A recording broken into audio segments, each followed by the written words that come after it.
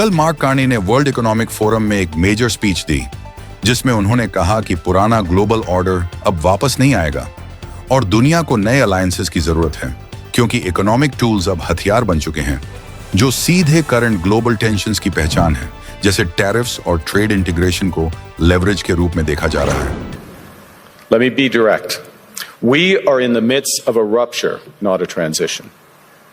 Over the past 2 decades, a series of crises in finance, health, energy, and geopolitics have laid bare the risks of extreme global integration. But more recently, great powers have begun using economic integration as weapons. Tariffs as leverage, financial infrastructure as coercion, supply chains as vulnerabilities to be exploited. Carney ने सट्टल तरीके से कहा कि current geopolitical सहमति कमजोर पड़ रही है और लोकतांत्रिक रूल्स बेस्ड ऑर्डर को बचाना मुश्किल हो रहा है। ट्रंप ने भी इस बात का इमीडिएट रिस्पॉन्ड किया।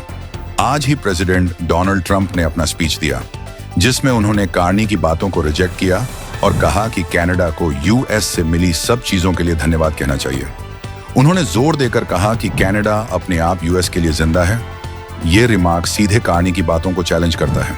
Canada gets a lot of freebies from us, by the way. They should be grateful also, but they're not. I watched your Prime Minister yesterday. He wasn't so grateful.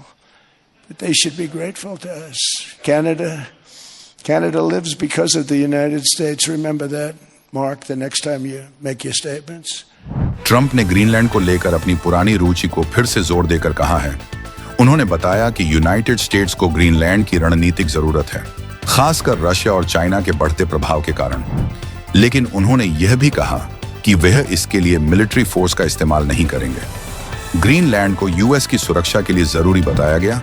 कहा कि Europe को भी यह समझना चाहिए कि केवल अमेरिका ही Greenland को इफेक्टिवली बचा सकता है। उन्होंने रूस चीन को लेकर चिंता जताई और कहा कि अगर यूएस यह नहीं करेगा तो अन्य शक्तियां कर सकती हैं। उनके बयान का एक हिस्सा यूरोपीय देशों पर क्रिटिक भी था, जिसमें उन्होंने कहा कि कुछ एलाइज पर्याप्त सिक्योरिटी कमिटमेंट्स नहीं दे रहे हैं। यूरोप में ट्रंप की ग्रीनलैंड टिप्पणियों के कारण तनाव काफी बड़ा है। ट्रंप बोल रहे हैं, ग्रीनलैंड स्ट्रेटेजिक नेसेसिटी है यूएस के लिए। रूस और चाइना से निपटने के लिए हम उसे सुरक्षित रखना चाहते हैं, लेकिन हम मिलिट्री फोर्स यूज नहीं करेंगे।